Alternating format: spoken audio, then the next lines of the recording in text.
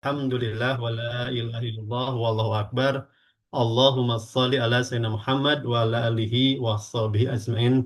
Amma ba'd. Segala puji hanya milik Allah yang telah memberikan kepada kita kenikmatan yang sungguh sangat luar biasa, terutama nikmat iman dan Islam. Salawat beserta salam, marilah kita curah limpahkan kepada junjunan kita baginda Nabi besar Muhammad Sallallahu Alaihi Wasallam, kepada keluarganya, kepada para sahabatnya, kepada para tabiin, tabiinnya, dan sampailah pada kita selaku umatnya yang setia hingga akhir zaman kelak. Amin ya Allah ya Rabbal Alamin. Baik, di pagi hari ini, pagi yang sangat luar biasa ya. Saya sangat senang sekali diberi kehormatan untuk bisa memandu di acara parenting di pagi hari ini. Dan sebelumnya kami ucapkan terima kasih kepada pihak komite ya yang telah menginiasi menginiasi program ini sehingga bisa berjalan, dan program ini sungguh sangat penting ya, sangat urgen urgen sekali untuk terutama untuk orang tua, bagaimana menumbuh kembangkan anak-anak kita ke depannya. Yang kami hormati Bapak Kepala Sekolah SMA Darut Tauhid, yang kami hormati Bapak Ketua Komite SMA Putra Darut Tauhid, dan juga kepada narasumber, ya dicek narasumber kita Bapak Ustadz Bendri Jaisurohman, ya mudah-mudahan Allah memberkahi beliau, ilmunya insya Allah mudah-mudahan berkah melimpah.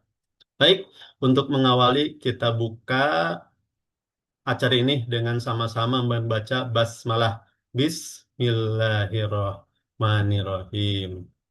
Untuk selanjutnya kita sama-sama akan mendengarkan tilawah ya, supaya mengundang keberkahan di pagi hari ini. Insya Allah akan dibacakan, akan dipimpin oleh Ananda Farel Dilan, kelas 11-3 ya. Dipersilahkan kepada Ananda Farel Dilan.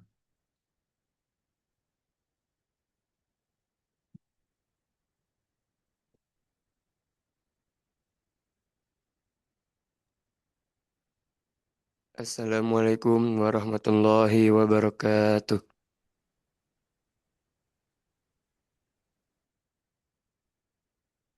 Ada suara, Pak? Nih. أعوذ بالله من الشيطان الرجيم بسم الله الرحمن الرحيم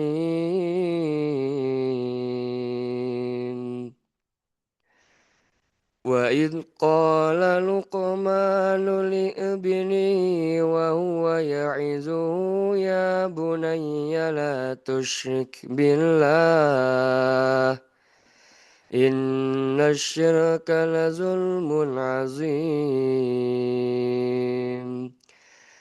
ووصينا الإنسان بوالديه حملته أمه وهنا على وهن وفصاله في عامين أن اشكر لي ولوالديك إلي المصير وإن جاهداك على أن تشرك بي ما ليس لك به علم فلا تطعهما وصاحبهما في الدنيا معروفا واتبع سبيل من أناب إلي ثم إلي مرجعكم فأنبئكم بما كنتم تعملون يا بني إنها إن تك مثقال حبة من خردل فتكن في صخرة فتكون في صخرة أو في السماوات أو في الأرض يأت بها الله إن الله لطيف خبير يا بني أقم الصلاة وأمر بالمعروف وانه عن المنكر واصبر على ما أصابك إن ذلك من عزم الأمور. Dan ingatlah ketika Luqman berkata kepada anaknya, ketika dia memberi pelajaran kepadanya, wahai anakku, janganlah engkau mempersekutukan Allah. Sesungguhnya mempersekutukan Allah adalah benar-benar kezaliman yang besar. Dan kami perintahkan kepada manusia agar berbuat baik kepada kedua orang tuanya. Ibunya telah mengandungnya dalam keadaan lemah yang bertambah-tambah dan menyapinya dalam usia 2 tahun. Bersyukurlah kepadaku dan kepada kedua orang tuamu. Hanya kepada aku kembali kepadamu. Dan jika keduanya memaksamu untuk mempersekutukan aku dengan sesuatu yang engkau tidak mempunyai ilmu tentang itu, maka janganlah engkau menaati keduanya dan pergaulilah keduanya di dunia dengan yang baik. Dan ikutilah jalan orang yang kembali kepadaku. Kemudian hanya kepadaku tempat kembalimu. Maka akan aku berikan hukuman kepadamu apa yang telah kamu kerjakan. Luqman berkata, wahai anak-anakku, sungguh jika ada sesuatu perbuatan seberat biji sawi dan berada dalam batu atau di langit atau di bumi, niscaya Allah akan memberinya balasan. Sesungguhnya Allah Maha Halus, Maha Teliti. Wahai anakku, laksanakanlah salat dan suruhlah manusia berbuat yang ma'ruf dan cegahlah mereka dari yang mungkar dan bersabarlah terhadap apa yang menimpamu. Sesungguhnya yang demikian itu termasuk perkara yang penting. Sadaqallahul azim. Assalamualaikum warahmatullahi wabarakatuh. Waalaikumsalam warahmatullahi wabarakatuh. Kami ucapkan jazakallah khairan kasiran kepada Ananda Fadel Dilan ya yang telah membacakan tilawah Qur'annya. Semoga menambah keimanan kita, menambah keberkahan di pagi hari ini. Baik, untuk acara selanjutnya yaitu sambutan-sambutan. Ada dua sambutan. Sambutan yang pertama akan disampaikan langsung oleh Bapak Kepala Sekolah SMA Darut Tauhid Putra ya. Disapa dulu Pak Haji Duden Aminuddin SPD. Bagaimana kabarnya Pak? Baik? Alhamdulillah sehat. Alhamdulillah. Alhamdulillah. Sehat. Mangga, silakan Pak. Bismillahirrahmanirrahim. Assalamualaikum warahmatullahi wabarakatuh. Alhamdulilladzi arsala rasulahu bil huda wa dinil haq liyudhiru ala dini kullih wa kafa billahi syahida. Asyhadu an la ilaha illallah wa asyhadu anna Muhammadan abduhu wa rasuluh amma ba'du. Alhamdulillah, segala puji bagi Allah yang sudah memberikan berbagai karunia nikmat kepada kita semuanya. Yang alhamdulillah di kesempatan ini Allah kumpulkan di acara Zoom meeting berupa kegiatan parenting. Mudah-mudahan kegiatan ini penuh dengan keberkahan. Salawat serta salamnya juga semoga tetap tercurah limpahkan kepada Habibana wa Nabiyana Muhammad Sallallahu Alaihi Wasallam. Yang kami hormati Ustadz Benri Jaisurahman, alhamdulillah terima kasih di kesempatan pagi ini bisa membersamai kami setelah 1 tahun yang lalu ya, berlangsung secara offline di Eko Pesantren. Mudah-mudahan hari ini pun bisa berbagi kembali terkait dengan kegiatan keparentingannya. Mudah-mudahan Allah memberikan kesehatan dan keberkahan buat Ustadz Benri. Juga yang saya hormati Bapak Ganjar selaku Ketua Komite SMA Darut Tauhid Boarding School beserta jajaran. Yang saya hormati para pimpinan sekolah dari mulai tingkat TK, SD, SMP, SMA, SMK Darut Tauhid. Terima kasih sudah membersamai. Dan yang kami hormati seluruh ayah bunda di lingkungan sekolah Darut Tauhid Indonesia. Terima kasih sudah bisa bergabung di kegiatan parenting pagi hari ini. Alhamdulillah, pertama-tama juga saya mengucapkan jazakumullah khair kepada pengurus komite SMA Darut Tauhid Boarding School Kampus Putra yang sudah menjadi jalan berlangsungnya kegiatan parenting pada pagi hari ini, mengangkat tema terkait membangun karakter tangguh dan mandiri pada remaja. Tema yang sangat relevan untuk kondisi di saat ini, juga kita dihadapkan dengan berbagai tantangan, derasnya informasi, juga tantangan moral yang sangat kompleks. Mudah-mudahan kegiatan ini bisa menyeimbangkan dan menambahkan penguatan-penguatan dan penanaman-penanaman yang harus menjadi sesuatu yang dikuasai dan menjadi kompetensi yang bisa membantu untuk menumbuhkan anandanya, para putrinya yang saat ini dititipkan di persekolahan Darut Tauhid.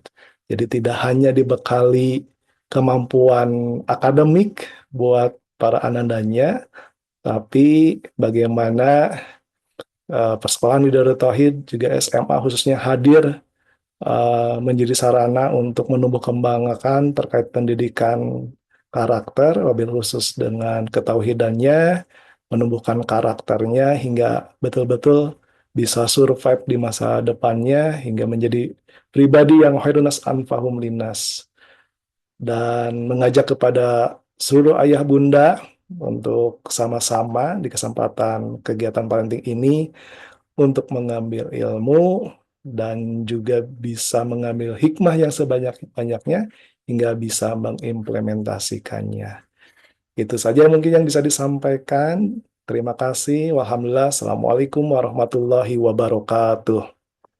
Waalaikumsalam warahmatullahi wabarakatuh kepada Bapak Kepala Sekolah yang telah menyampaikan sambutan sekaligus arahannya kepada kita semua. Selanjutnya menginjak ke sambutan yang kedua yang akan disampaikan oleh Bapak Pengurus Komite DTBS Putra. Langsung aja kepada Bapak Ganjar Hadianto SPD, dipersilakan. Baik. Bismillahirrahmanirrahim. Assalamualaikum warahmatullahi wabarakatuh. Waalaikumsalam warahmatullahi wabarakatuh. Bismillah, alhamdulillah, walladzi anzala sakinata fi qulubil mu'minin liyazdadu imanan ma'a imanihim. Asyhadu an la ilaha illallah wahdahu la syarikalah wa asyhadu anna Muhammadan abduhu wa rasuluh, amma ba'd. Alhamdulillah, pagi hari ini kita bisa bersilaturahim dalam kegiatan parenting online. Mudah-mudahan melalui pertemuan ini Allah Subhanahu wa taala menurunkan keberkahan dan ilmu yang bermanfaat buat kita semua. Amin ya Allah ya rabbal alamin. Yang kami hormati Bapak Ustadz Benri Jaisurahman yang alhamdulillah sudah hadir nampaknya. Selamat datang Ustadz. Kemudian Bapak Kepala Sekolah dan para asatid serta ayah bunda wali santri yang kami muliakan. Atas nama komite, kami mengucapkan terima kasih kepada ayah bunda yang telah meluangkan waktu hadir pada kegiatan pagi hari ini. Kehadiran ayah bunda, Masya Allah, Alhamdulillah, ini adalah bentuk perhatian dan kasih sayang terbaik untuk putra-putri kita semua. Bapak, Ibu, hadirin yang kami hormati, tema kita hari ini tadi juga sudah disampaikan oleh Bapak Kepala Sekolah, yaitu tentang membangun karakter tangguh dan mandiri pada remaja. Ini menjadi hal yang sangat penting sekali Karena anak-anak kita hari ini hidup di zaman yang penuh tantangan, tadi juga disampaikan. Jadi mereka tidak hanya perlu pintar dari sisi akademik, akan tetapi perlu gitu ya memiliki mental yang kuat, akhlak yang baik, dan tentunya sikap mandiri begitu. Dan saya rasa sebagai orang tua, kita pun sedang sama-sama belajar memahami anak-anak yang tumbuh di zaman yang tentunya berbeda dengan zaman kita dahulu ya Bapak Ibu. Insya Allah mudah-mudahan kegiatan ini menjadi ruang untuk kita saling belajar dan mendapatkan bekal dalam mendampingi putra-putri kita semuanya. Bapak Ibu hadirin yang saya hormati, sekali lagi saya mengucapkan selamat mengikuti kegiatan parenting online di pagi hari ini. Semoga Allah Subhanahu wa taala senantiasa menjaga dan membimbing anak-anak kita semuanya menjadi generasi yang soleh, solehah, tangguh, mandiri, berakhlak mulia, serta menjadi kebanggaan orang tua, agama, dan bangsa. Demikian sambutan yang bisa disampaikan. Terima kasih. Wassalamualaikum warahmatullahi wabarakatuh. Waalaikumsalam warahmatullahi wabarakatuh. Terima kasih kami ucapkan kepada Bapak Ganjar yang telah menyampaikan sambutannya. Semoga ini menjadi penguat dan sinergi antara pihak sekolah dengan orang tua siswa dalam mendidik putra-putrinya. Baik, Bapak Ibu, Ayah Bunda, kita menginjak pada acara inti di pagi hari ini, yaitu bagaimana tema yang akan disampaikan pada parenting hari ini adalah membangun karakter tangguh dan mandiri pada remaja. Sebelumnya, kami izin terlebih dahulu untuk membacakan biodata singkat ya dari pembicara kita, Bapak Ustadz Bendrik. Biodata singkatnya, nama jelasnya Bendri Jaisurahman. Alamat Instagramnya nih, medsosnya @ajobendri. Channel YouTube-nya Paderman. Nah, status beliau menikah, istri 1 dan 5 anak. Wah, subhanallah sekali ya. Pendidikan Mahad Al-Hikmah Jakarta. Selanjutnya FISIP UI. Dan yang ketiga, Mahad Usman bin Affan Jakarta. Wah, luar biasa sekali ya. Selanjutnya, aktivitas beliau saat ini. Yang pertama, Bu Bali. Selanjutnya, pengasuh website www.paderman.id ya. Selanjutnya, praktis Islamic Parenting. Selanjutnya, pembina Kampung Sahabat. Selanjutnya, penulis buku serial Paderman. Yang terakhir adalah narasumber berbagai seminar dan parenting dari berbagai kalangan, terutama di remaja ini ya. Oleh karena itu, supaya tidak berlama-lama, kami persilakan kepada Ustadz Bendri Jaisurahman untuk menyampaikan materinya. Dipersilakan. Baik, jazakallah khair ya Ustaz Tuhan. Sami-sami. Suara saya terdengar? Insyaallah terdengar jelas Ustaz. Baik. Bismillahirrahmanirrahim. Assalamualaikum warahmatullahi wabarakatuh. Waalaikumsalam warahmatullahi wabarakatuh. Alhamdulillah, assalatu wassalamu ala rasulillah wa ala alihi wa sahbihi wa mawala wa ba'du. Ikhwatal iman a'azakum jami'an.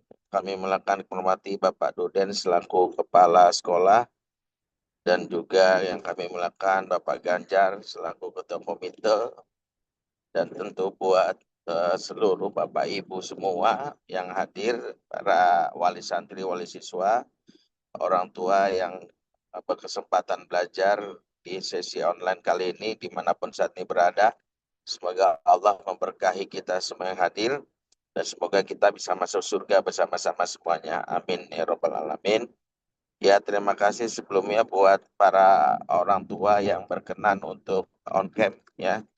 Ya, ini sesi kajian di pagi ini ada Bapak Arif, ya ada Bunda Nidia, Ya, di sini juga ada Bapak Iksan, Bapak Muhammad Sidik, ya ada Bunda Atiyah, ya ada Bapak dari orang tua Zaid SMP ya. Ini yang beberapa yang saya lihat on cam, Masya Allah. Jadi pagi ini ada interaksi antara kita semua yang hadir supaya kajian ini lebih interaktif ya. Setidaknya saya bisa melihat wajah-wajah Bapak dan Ibu meskipun menjelang akhir bulan tetap bahagia, alhamdulillah ya. Ini tanda saldo di rekening masih banyak, amin ya. Insya Allah tahun depan ya. Kalau tahun ini belum berangkat haji, insya Allah tahun depan naik haji insya Allah ya. Saya izin pertama dalam perjalanan pulang menuju studio kecil di rumah kami. Jadi via handphone dahulu karena baru selesai ngisi kajian di Masjid Al-Azhar di Asyarif BSD. Jadi ini dalam perjalanan menuju rumah. Jadi mudah-mudahan nanti bisa pindah dalam hal ini ke studio kecil kami. Hari ini kita ingin bincang tentang tanggung jawab kita sebagai orang tua. Alhamdulillah tim kami sudah menyiapkan slide yang nanti bisa dibaca sebagai pembelajaran buat kita bagaimana tanggung jawab orang tua itu bukan berhenti setelah melahirkan. Jangan sampai merasa udah lahir, udah disusui, selesai. Karena pembeda utama antara kita dengan hewan, maaf saya harus ngomong agak kasar, itu ada dari fungsi tarbiyah, fungsi pendidikan. Jadi maaf, yang namanya ortu kambing, bapaknya kambing, emaknya kambing, dia nggak peduli bayinya itu makannya pakai tangan kiri, nggak peduli nanti anak kambingnya nanti kira-kira ya ketemu kambing yang lebih seksi, tiba-tiba hamil di luar nikah, gitu. Nggak peduli bagi kambing, yang penting bisa sehat, anaknya dapat minum susu, bisa makan, dapat rumput, punya kandang, selesai. Habis itu tinggal menunggu nasib disembelih pas hari kurban. Itu aja tuh. Manusia tentu memiliki keutamaan yang itu menunjukkan bahwa bagaimana kita menjadi orang tua itu juga harus mengupgrade diri kita agar lebih menjadi orang tua yang berkualitas, bernilai. Karena itulah di kesempatan hari ini kita pengen supaya kita belajar khususnya tanggung jawab kita. Orang tua jangan sampai anak kita menjadi anak yang justru menjadi anak-anak yang dalam ini anak-anak yang lemah. Dan anak-anak yang lemah ini adalah PR banget ya. Next. Allah berfirman dalam surat Al-Qur'an dan surat An-Nisa 9, ini PR kita sebagai orang tua, wal yakhshal ladzina law taraku min khalfihim dzurriatan di'afan khaufu alaihim falyattaqullaha wal yaqulu qawlan sadida. Hendaklah takut kepada Allah orang-orang yang sekiranya meninggalkan mereka anak-anak yang lemah, yang mereka khawatir terhadap keberadaan mereka. Maka bertakwa kepada Allah dan ucapkanlah perkataan yang sadid, alias perkataan yang patut dan tepat. Allah mengingatkan yang pertama, ayat ini merangkum tentang PR kita sebagai orang tua, pendidik, jangan sampai meninggalkan anak-anak yang lemah. Kalimat Quran, zuriatan di'afan, yaitu generasi yang di'afan itu generasi yang lemah, bukan lemah fisiknya. Karena kalau lemah fisik, bahasa Quran itu pakai kalimat wahnun atau zuriatan wihanan. Jadi kalau fisik yang disebut lemah, redaksi Quran itu seperti surat Luqman, wa wassaynal insana biwalidayhi hamalathu ummuhu wahnan ala wahnin wa fisaluhu. Kami wasiatkan manusia untuk berbuat baik kepada kedua orang tuanya, ibunya dalam keadaan lemah fisik, disebut wahnan ala wahnin. Jadi yang dimaksud lemah di dalam ayat An-Nisa ini bukan lemah fisik, bukan anak yang terlahir dalam keadaan maaf, misalnya ternyata kakinya tidak sempurna, ototnya tidak sempurna, bukan. Tapi anak yang kita lahirkan, tapi dalam keadaan tumbuh menjadi anak-anak yang bermasalah. Dan anak bermasalah itu adalah anak-anak yang lemah. Dan itulah kenapa PR kita jangan meninggalkan anak lemah. Next. Ya, next. Nah, apa yang disebut anak yang lemah? Generasi lemah itu ada 3 ciri. Dan ini menjadi PR kita. Yang pertama, al-dha'fu alal masyaqqah. Lemah menghadapi ujian kesulitan. Ini jadi TR kita, apalagi di era digital. Jangan sampai kita punya anak yang yang kalau ada kesulitan pilihannya cuma satu, flight alias kabur. Dan ini diantara mental yang nggak boleh dimiliki apalagi anak seorang muslim. Karena muslim itu harus menjadi anak yang kokoh, tangguh saat menghadapi sulit. Karena ada situasi-situasi yang nggak bisa kita kontrol ya. Dan itulah salah satu ciri generasi yang harusnya kita bentuk. Nah, generasi di era digital ini memang identik dengan sistem flight, bukan fight ya. Karena menurut riset, anak-anak kita terbiasa hidup dengan gadget yang melatih mereka menjadi raja, di mana mereka punya kerajaan yang dibangun lewat handphone mereka, di mana mereka bisa menentukan nasib orang lewat sebuah tombol. Nama tombolnya adalah block, unfriend, left group, unfollow. Kalau nggak suka dengan komen sesuatu, akhirnya blok. Ah, rese lu, kan gue yang punya lapak, kenapa harus dikomenin jelek gitu. Nggak suka misalnya dengan seseakun, ya, akhirnya unfollow. Nggak suka dengan misalnya punya teman di Facebook yang postingan politik, unfriend. Punya grup WA, isinya iklan mulu, spam, akhirnya left group. Pesan makanan dari GoFood, dari Gojek, tiba-tiba nggak telat sampai, rating 1 buat drivernya. Jadi anak-anak kita punya prinsip yang membuat mereka seolah-olah bahwa mereka bisa menentukan nasib orang. Dan dampak yang paling fatal di sini para ahli mengatakan ini membuat anak kita terbiasa melakukan sistem flight, menentukan nasib orang dan flight. Ini yang membuat akhirnya mereka menjadi anak yang gampang banget memutuskan untuk left saat menghadapi masalah sulit. Contoh sederhana adalah masuk sekolah 2 minggu, gurunya nyebelin, pindah mama pindah, nggak mau, baru 2 minggu, nggak mau ganti sekolah. Ini mental yang buruk yang membuat setiap anak yang terlatih ini punya pola berikutnya, masuk kampus, masuk dunia kerja.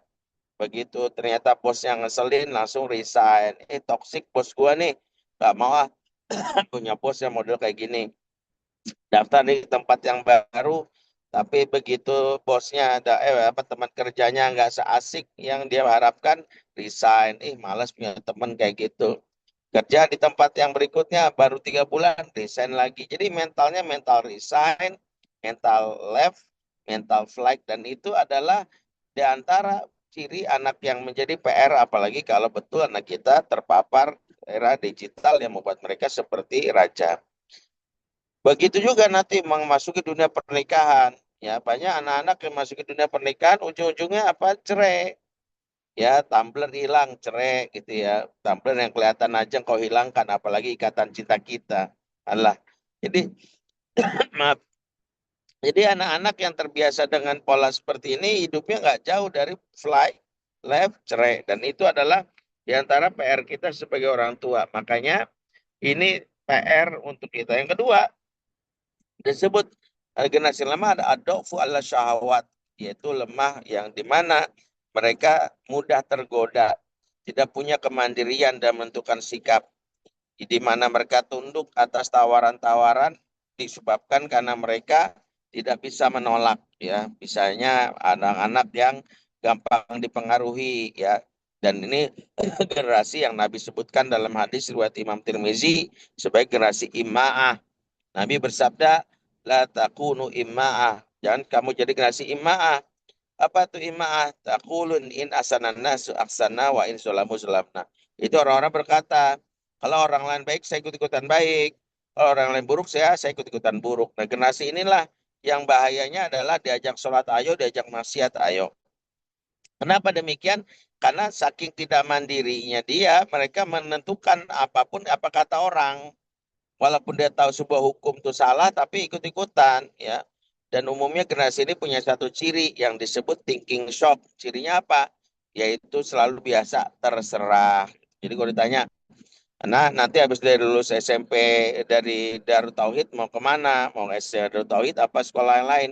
Terserah mama. Nah nanti liburan mau ke pantai apa ke puncak? Terserah ayah. Kalimat terserah ini sering disalahartikan oleh para orang tua dengan bilang, aduh Ustadz, bersyukur banget saya punya anak. Apa-apa terserah saya senang banget. Justru bahaya. Anak yang tidak biasa mengambil keputusan ini menunjukkan tidak mandiri, maka dia bisa menyerahkan urusan hidupnya di masa depan, apa kata teman, apa kata orang. Ya udah terserah deh.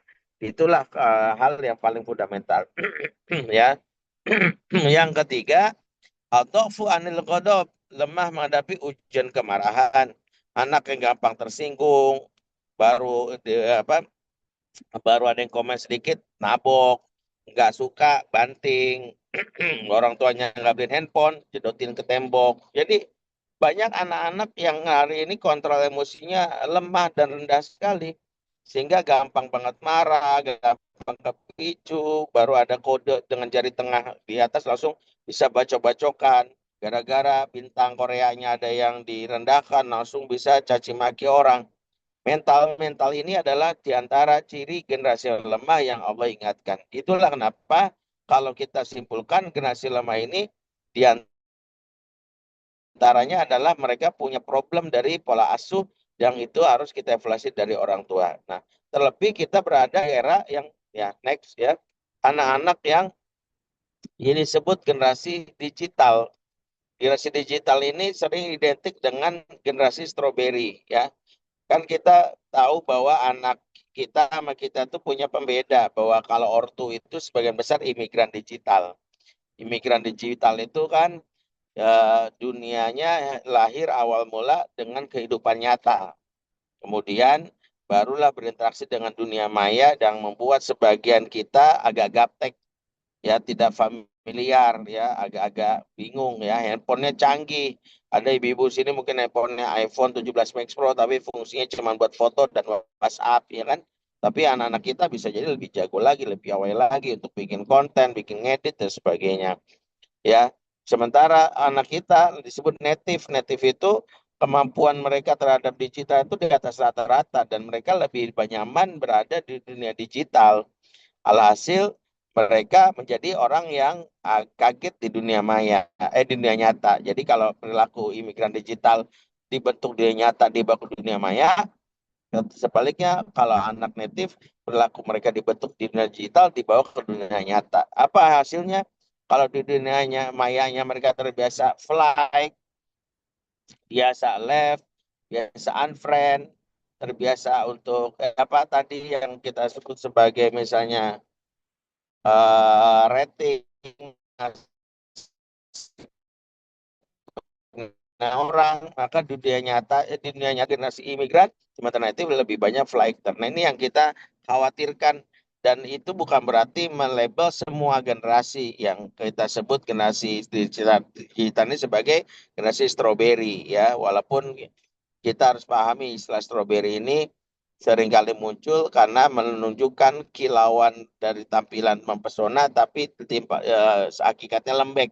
Ini Profesor Taiwan yang pertama kali memperkenalkan istilah generasi strawberry ini, yang kalau kelihatan meranum tapi kalau dipencet lembek, itu generasi strawberry. Tapi jangan lupa generasi strawberry yang muncul di anak-anak kita itu petaninya sebagian besar adalah kita. Jadi kitalah petani yang memunculkan generasi ini sehingga kitalah yang harus muhasabah. Kenapa munculnya generasi ini? Karena pola asuh sangat menentukan kualitas. Jangan sampai anak kita menjadi stroberi yang tadi karakternya mudah sekali lemah atau jadi kesulitan dan mudah tergoda akibat tidak mandiri. Next, ya. Nah, bagaimana kita? Maka ketangguhan itu harus dilatih. 3 hal yang tadi kami sebutkan itu tidak bisa ujuk-ujuk hadir dari kecil. Dia hanya membawa potensi. Tapi tugas kita adalah mengasah potensinya. Potensi inilah yang dipengaruhi oleh pola asuh. Makanya kalau hadis menyebutkan bahwa ma min mauludin illa yuladu ala fitrah. Tidaklah bayi yang lahir kecuali lahir dalam keadaan fitrah. Lahir dalam keadaan fitrah itu menunjukkan semua bayi lahir dalam keadaan membawa potensi kebaikan. Ya, semua bayi, ya. Maka nggak ada istilahnya nakal turunan, ya, apalagi nakal tanjakan, kagak ada. Semua bayi aslinya baik sejak batu lahir. Jadi potensi itu adalah diantara yang diberikan Allah sejak lahir. Fitrahnya baik. Tapi kenapa mereka tiba-tiba tumbuh buruk yang disimbolkan jadi yuhawidanihi, au yunasironihi, au yumajisanihi. Jadi Yahudi, Nasrani, Majusi adalah simbol kerusakan fitrah. Di antara penyebab utamanya kata Allah, kata Nabi, fa'abawahu, orang tua. Jadi orang tua menjadi tertuduh pertama akibat pola asuh yang buruk. Jadi kalau kita nemuin, anak saya kenapa begini ya, begini, maka jangan salah ini gara-gara gadget. No, ini gara-gara teman. No, bukan gadget, bukan teman. Bahkan ada yang bilang ini gara-gara sekolahnya. No, justru bisa jadi karena pola asuh yang kita tidak siapkan, sehingga itulah awal dari anak-anak yang tumbuh menjadi anak-anak yang lemah. Nah, untuk mengasuh anak yang tangguh ini ada dua modal. Modal pertama, siapkan programnya, alias asupan apa yang kita berikan untuk anak di masa dewasanya itu jadi anak yang tangguh. Ya, makanya ukurannya kapan? Nanti ukurannya saat remaja, karena remaja umur di mana anak-anak sudah siap untuk dihisap. Jadi remaja itulah umur di mana anak-anak udah bisa dihisap. Jadi kalau udah remaja, kita sudah berpikir udah bisa menghisapnya. Karena kalau masih anak-anak wajar kalau masih banyak sekali kesalahan-kesalahan. Dan itu sesuatu yang tidak bisa kita nilai. Karena Allah sendiri tidak menganggap itu sebagai sebuah penilaian. Rufi al-Qalam, kata Nabi. Diangkatnya pena alias nggak dicatat. Tiga golongan diantaranya adalah as-sobi hatta yahtalim, orang yang seorang anak sampai dia balik. Berarti kalau dia belum balik, jangan dulu kita klaim dulu. Nah, makanya kalau anak udah remaja, baru kita tahu ya program-program kita yang dari kecil ini berjalan atau tidak.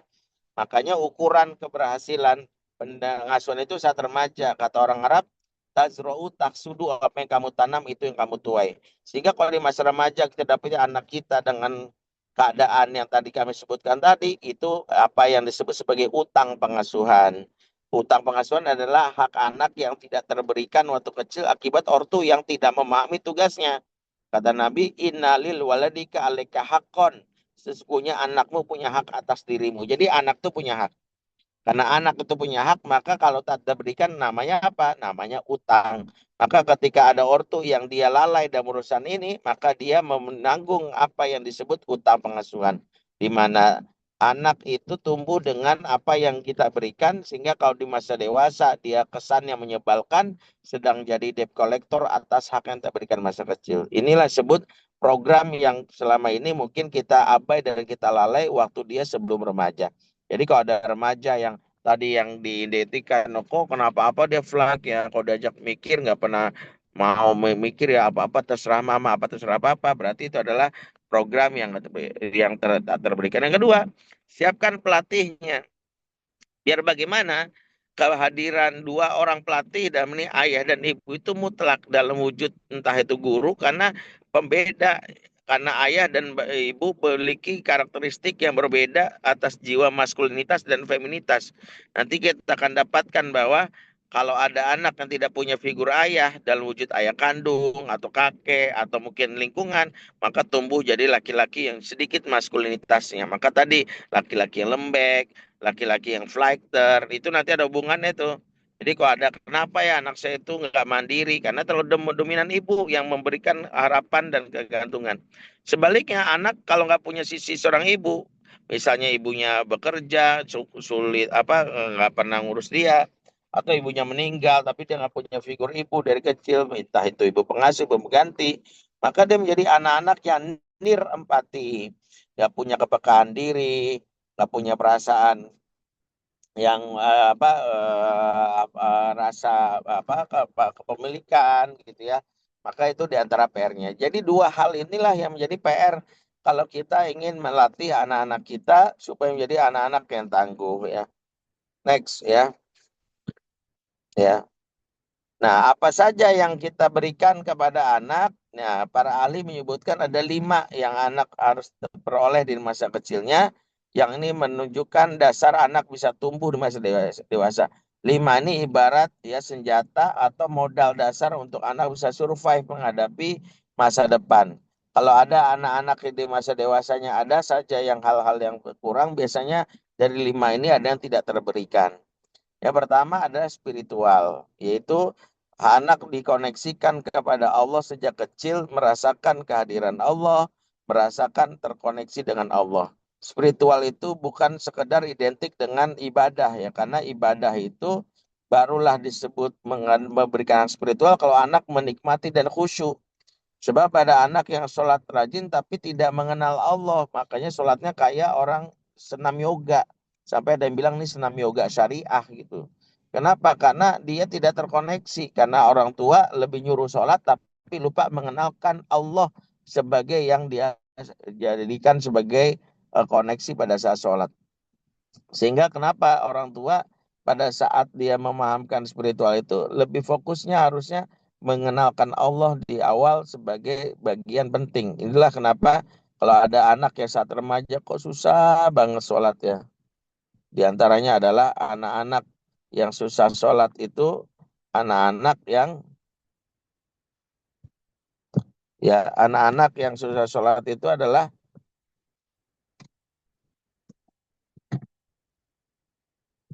Bapaknya itu salah tadi. Bapaknya ngelutut saja. bentar nih.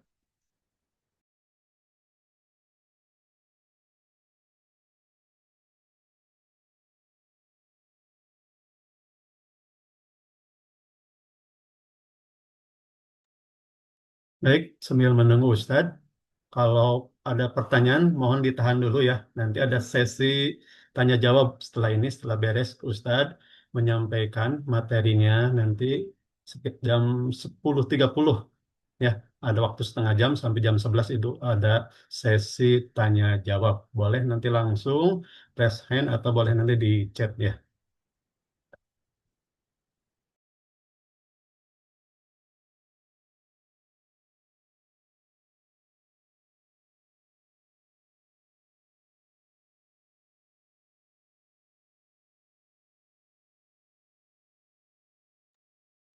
Oke, Afwan. Ya. Jadi ketika anak sudah dewasa, kok kita lihat kok kenapa anak-anak itu kok susah sholat ya, padahal kan dia harusnya dari lulusan pesantren gitu ya. Di antara jawabannya adalah karena kita tidak memberikan hak spiritual. Anak tidak merasakan terkoneksi kepada Allah sejak kecil karena yang dikasih tahu cuma sholat sebagai gerakan dari sisi fikih, tapi tidak sholat dari sisi sebagai yang kita sebut sebagai bagian dari perintah Allah dalam hal ini dalam urusan yang terkait dengan berkaitan dengan kewajiban yang membuat orang anak menikmati apa yang disebut nama ibadah yang namanya sholat.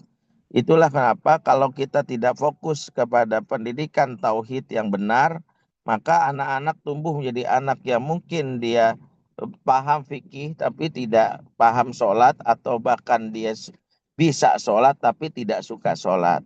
Itulah kenapa spiritual itu adalah mesin yang mendorong anak walaupun sendiri, misalnya tidak ada orang tuanya, tapi dia tetap terkoneksi. Kebutuhan dia akan sholat itu akan dia lakukan. Nah, bahkan dia dengan spiritual yang itu menjaga dirinya dari hal-hal yang menjatuhkan diri, harga dirinya, kehormatan dirinya saat sendiri gitu. Disinilah pertama kalau ada ortu yang mempertanyakan, padahal dia lulusan dari pesantren sekolah Islam, tapi kenapa ya? Ya karena kita dari dulu waktu kecil, waktu diasuh sama kita lupa menginstalasi software yang namanya tauhid tadi. Jadi software pertama yang harus diinstal sebelum diserahkan ke sekolah, ke guru, adalah software tauhid. Software tauhid itu menjadikan seorang anak, menjadikan dirinya itu, dia benar-benar menjadi pribadi yang kuat secara spiritual, sehingga memiliki kemampuan untuk mengatasi permasalahan. Bahkan dia menjadi pribadi yang dia ya sungguh-sungguh memiliki kemampuan untuk dalam situasi sendiri menyelesaikan masalah dan sebagainya. Itu yang disebut spiritual. Yang kedua adalah anak punya kebutuhan emosional yang itu membantu dia untuk berdamai dengan apa yang terjadi di luar, karena anak-anak yang tidak puas jiwanya cenderung menjadi anak yang caper sehingga menjadi tidak mandiri.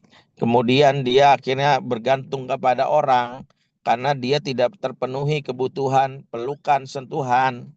Itu yang membuat dia menjadi tidak timpang pada saat dia sendiri dan dia dikucilkan karena punya prinsip, karena dia tidak punya support emosi dari bapak ibunya waktu kecil, maka dia menjadi pribadi yang ngekor. Kenapa dia ngekor? Karena dia merasa bahwa kalau saya di rumah saya udah nggak dapat kasih sayang, di sekolah orang membenci dia karena dia misalnya mengambil keputusan berbeda, maka dia akhirnya punya prinsip, ya udahlah ngikut aja. Sikap anak yang seperti ini biasa lahir dari anak-anak yang biasanya tidak mendapatkan kebutuhan emosi yang cukup. Sehingga muncullah anak-anak yang mengalami dua hal yang sangat bertentangan. Tantangan pertama adalah anak-anak yang dalam hal ini kebutuhan emosional tidak terpenuhi adalah akhirnya menjadi anak yang caper. Capernya dalam wujud misalnya ya mencari perhatian orang. Yang kedua adalah caper dalam konteks anak-anak yang melakukan tindakan-tindakan yang kriminal ya bertentangan dengan hukum dalam rangka apa? Bentuk dari wujud rasa emosi yang tidak terpenuhi. Ini juga diantaranya. Yang ketiga adalah intelektual, kebutuhan anak untuk dipenuhi secara intelektual, diajak diskusi, diajak ngobrol, dan itu membantu juga untuk bisa merasakan apa yang mengambil keputusan, memilih itu harus dimiliki oleh anak sejak dia baru pada saat dia sudah memiliki kapasitas belajar berpikir. Nah, kalau ini tidak dimiliki oleh anak, maka dia menjadi pribadi yang tadi terserah, gampang menyerah, ya karena merasa ya, buntu. Ya, itulah kenapa ada anak yang sampai bunuh diri karena merasa bahwa itu nggak tahu lagi deh, nggak ada solusi. Ada yang akhirnya begitu dia nggak punya masalah keuangan karena tidak berpikir adalah solusi praktis. Oh iya ada pinjol, oh iya ada judol gitu. Itu juga diantara yang kenapa intelektual itu membantu dia untuk mencari yang disebut problem solving atas masalahnya dia. Yang keempat adalah fisikal. Fisikal ini bukan cuma urusan yang kita kenal ya makan minum ya atau olahraga. Fisikal ini adalah terkait dengan stimulan yang dibutuhkan anak, terutama berkaitan dengan ya stimulan yang terkait dengan kebutuhan anak yang terkait dengan sensori. Sensori itu terkait dengan bagaimana indera mendapatkan kebutuhannya. Seperti misalnya indera penglihatan, penciuman, indera sensori, bagaimana vestibularnya aktif sehingga dia menjadi pribadi yang tidak gampang mabok. Misalnya ada anak yang dia misalnya secara fisik dia mungkin kuat tapi sensorinya lemah sehingga kalau naik angkot tuh mabok. Biasanya itu akibat orang tua yang terburu-buru waktu kecil tidak mendapatkan apa yang menjadi kebutuhan utamanya, yaitu adalah ya terburu-buru disuruh berjalan suruh jalan padahal dia sebenarnya masih ya dalam hal ini masih eh, apa masih merangkak gitu ya. Jadi ada orang tua yang buru-buru anaknya pengen merangkak, pengen berjalan, langsung berdiri, langsung anaknya padahal lagi merangkak. Padahal merangkak itu adalah salah satu cara menstimulan bagian yang kita kenal. Oke, bentar. Saya ada sampai rumah bentar ya. Saya langsung ke studio bentar.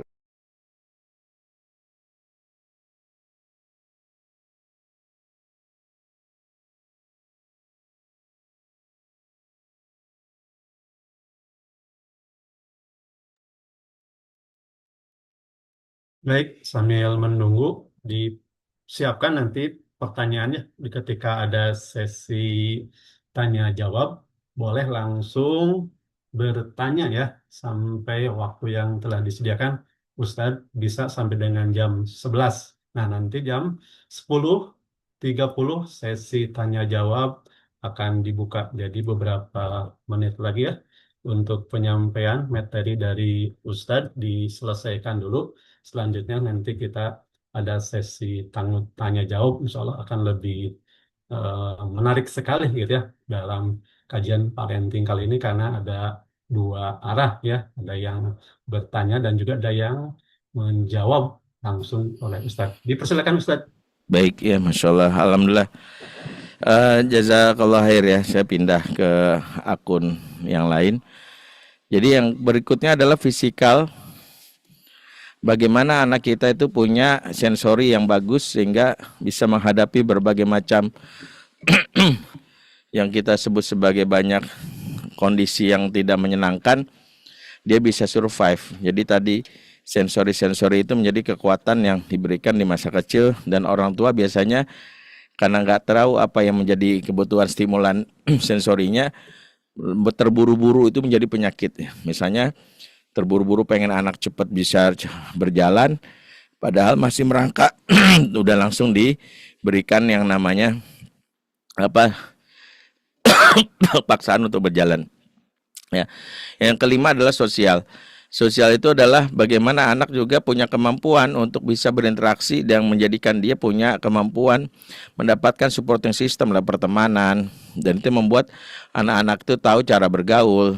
Sebagian besar anak-anak yang menjadi korban bullying, anak-anak tidak tahu cara bergaul, berinteraksi, menyapa teman, sehingga cenderung menjadi pribadi yang selfish dan itu membuat dia cenderung dibullying. Nah, 5 hal ini itu adalah hak-hak yang menjadi salah satu pelajaran yang justru diperolehnya bukan dari sekolah lebih dahulu.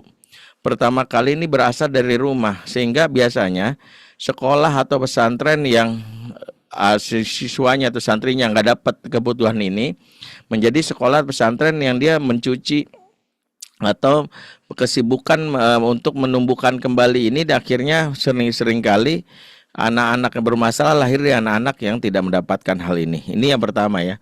Jadi 5 hal ini menjadi dasar pertama kita bagaimana menyelesaikan masalah anak. Nah, selain program, maka pelatih yang harus diberikan, dan ini nggak bisa ditukar atau diambil oleh satu pihak, itu adalah sayap ibu atau sayap ayah. Sayap ayah dan ibu itu bisa dalam wujud guru laki atau guru perempuan. Kenapa? Karena sayap ayah dan sayap ibu ini adalah sayap yang membantu anak seperti burung yang terbang tinggi ke angkasa. Dia bisa terbang setinggi-tingginya kalau sayap ini berfungsi. Makanya ada anak yang kita ingin tangguh, kita lepas ketika kuliah atau dia nanti bekerja, tapi kok lemah banget ya, apa-apa ngadu cengeng. Biasanya ada satu sayap yang patah itu. Nah, sayap ini disebut sayap ayah dan sayap ibu. Makanya Nabi SAW, meskipun Nabi lahir dalam keadaan yatim, Allah tak ingin Nabi ada sayap yang dia butuhkan itu tidak terasah. Allah katakan dalam surat Ad-Duha, alam yajidka yatiman fa'awa. Bukankah kami ketemukan engkau Muhammad dalam keadaan yatim? Fa'awa, Allah naungi keyatimannya. Apa maksudnya Allah naungi? Nabi meskipun bapaknya Abdullah wafat, tapi Nabi tidak yatim secara psikologis. Nabi punya ayah pengganti mulai dari Al-Haris bin Abu As-Sa'di, suami Halimatus Sa'diyah, kemudian kakeknya Abdul Muthalib, kemudian juga pamannya Abu Thalib. Maka Nabi mendapatkan support dari mana?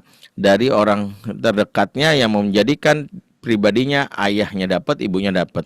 Maka seorang anak yang waktu kecilnya mengalami kondisi entah ayahnya wafat atau bercerai, jangan menghancurkan apa yang jadi kebutuhan anak. Yang jadi masalah adalah ibu yang merasa bisa double job, misalnya menjadi ayah dan ibu sekaligus. Nggak mungkin, karena ibu itu harus identik dengan yang disebut tender love, yang memberikan rasa nyaman bagi anak di awal kecil, membuat anak tumbuh dengan kebutuhan dasar yang tidak bisa tergantikan, yaitu rasa tender love itu hanya dimiliki oleh ibu, yang bahasa para ahli hadis adalah al-wadud. Al-wadud ini hanya dimiliki oleh perempuan. Ya, kelembutan, ya, sentuhan, ya. Sementara ayah disebut tough love, yaitu anak ayah yang memiliki kemampuan mengelatih anak untuk berada di dunia luar. Disitulah peran ayah dalam hal ini melakukan safar. Makanya anak kalau nggak pernah safar sama ayahnya nggak tahu bagaimana dunia luar. Rumahnya misalnya sekalinya di Bintaro, sekalinya ke Bekasi mabok. Ya. Ini Indonesia bukan sih mah, Indonesia nak gitu. Kok jauh banget ya, padahal baru di Bekasi gitu, belum ke daerah yang lain. Ini kenapa bisa terjadi? Lagi-lagi karena ayah yang tidak mau terlibat dalam pengasuhan, sehingga hampir sebagian besar ketangguhan seorang ibu membantu anak untuk merasa damai dan nyaman di dunia luar, sehingga sejahat-jahatnya orang kalau ibunya punya cinta yang kuat, anak tetap merasa nggak masalah orang benci sama gue, yang penting sama gue gitu ya. Makanya dia tidak merasa khawatir ya, ini yang namanya rasa percaya diri dia nggak jatuh hanya karena orang lain yang membenci dia. Ya, ada sebuah kisah yang mungkin Bapak Ibu pernah dengar, namanya Billy Joel, seorang anak yang dia pernah pulang dalam keadaan nangis, kemudian dia masuk dalam kamarnya mengunci diri di balik tempat tidurnya. Ibunya langsung mencari, where are you Billy gitu ya. Anaknya bersembunyi di balik tempat tidurnya, dan si ibunya melihat Billy bertembunyi di balik kamarnya sambil mengatakan, teman-teman, my friend said I am ugly. Oh, teman-teman bilang saya ini jelek. I'm black, saya ini hitam gitu ya. Saya ini hitam, saya ini keriting, saya ini jelek gitu ya. Disitulah ibunya tidak melakukan mungkin menghibur seperti layaknya ibu zaman now yang bilang enggak kamu cakep kok, enggak kamu putih gitu. Itu memanipulasi fakta gitu ya. Hal ini membuat anak akhirnya merasa ya dibohongin oleh ibunya. Tapi sang ibu melakukan apa yang menjadi hal kebutuhan anak. Dan kalimat ini akhirnya menjadi salah satu kekuatan seorang Billy Joel, apa itu? memang kamu hitam karena kamu lahir dari keturunan hitam, karena ibu kamu juga hitam, rambut kamu keriting, tapi ketahuilah I love you just the way you are. Ya, dan di kalimat itu cukup memberikan pengaruh bagi jiwa seorang Billy. Apa yang terjadi, dia tidak perlu merasa khawatir ya. Ketika dunia mungkin tidak berdamai denganmu, ibu memberikan suplai yang memberikan pengaruh bagi jiwa agar tangguh. Itu yang pertama. Nah, demikian juga ayah. Ayah itu membantu anak selain suplai dari ibunya dalam batas tertentu, karena kalau berlebihan membuat anak akhirnya menjadi seperti gula, yang kebanyakan gula akhirnya diabetes. Anak pun juga harus butuh ya penawar rasa selain gula, rasa pahit, jamu, dan itu ayah-ayah kadang-kadang membuat anak untuk melatih dunia luar, melewati rasa tidak nyaman sebagainya. Nah, dua sayap ketangguhan ini wajib dimiliki dalam wujud, bukan sekedar figur ayah kandung dan ibu kandung ya. Ini membuat kita punya strategi sendiri. Kalau seorang ibu yang dia menjadi single parent, janda, dia harus melibatkan kakak kandungnya sebagai paman, atau kakak dari suaminya, mantan suaminya sebagai paman, yang membuat anak kita nggak kehilangan figur ayah karena dapat yang lain, atau dia bisa melibatkan ustadz yang ada di tempatnya, seperti itu. Ini yang disebut dua sayap ketangguhan. Nah, bagaimana kita dengan dua hal ini? Maka kita harus memiliki dua hal ini, harus kita sinergikan dengan apa yang diajarkan oleh Al-Quran. Sebagai pendidik, orang tua yang bisa menjalankan fungsi dengan tiga hal tersebut, yaitu menjalankan program itu, harus memiliki bekal. Bekal menjadi seorang ayah dan ibu itu setidaknya ada dua yang disebutkan Al-Quran. Yang pertama adalah dalam ayat An-Nisa 9, "Falyattaqullah", bertakwalah kepada Allah. Disinilah ketakwaan orang tua menjadi penjaga. Itulah kenapa jangan pernah sengaja melakukan maksiat yang membuat anak justru jadi korbannya. Selalu orang tua yang bermaksiat, salah satunya pengaruh kepada jiwa dan kebaikan anak. Saya berapa kali diminta ya, ada salah satu pesantren bahkan minta saya menangani satu santri bandelnya luar biasa, mau dikeluarin tapi nggak tega, tapi udah melakukan tindakan yang boleh jadi kriminal ya, sampai akhirnya dia ngadu ke saya, salah satu gurunya pas sekolahnya, dan saya minta boleh nggak saya ngobrol sama orang tuanya, lantas angkat saya sebagai konsultan dadakan gitu ya. Intinya saya menawarkan diri, dan akhirnya dia mau, saya ketemu orang tuanya. Singkat kata ya, orang tuanya itu ya sampai seorang tentara yang kasarnya gini, dia anak tunggalnya bilang segamparnya anak saya nih Ustadz kalau masih ngeselin gitu. Sampai ibunya itu melarang, "Bapak nih apa gampar gitu." Tapi setelah itu saya mengobrol panjang lebar tentang berkaitan dengan kondisi anak ini, sangat punya orang tua ketakwaan, sampai saya sodorkan daftar 10 dosa besar. Saya minta ibunya itu keluar dulu, saya ngobrol sama bapak dari hati ke hati, saya tawarkan nih daftar 10 dosa besar versi Imam Az-Zahabi ya, yang saya rangkum dalam kitab Al-Kabair, yang mulai dari syirik, zina, mulai dari meninggalkan sholat, apalagi ya kalau nggak salah itu, pokoknya beriba, harta haram, macam-macam loh, membunuh, macam-macam. Saya jelaskan betapa dosa-dosa ini sangat mempengaruhi anak. Kemudian dengan di akhir saya tanyakannya, ada nggak dari 10 dosa ini yang bapak pernah lakukan atau sedang bapak lakukan?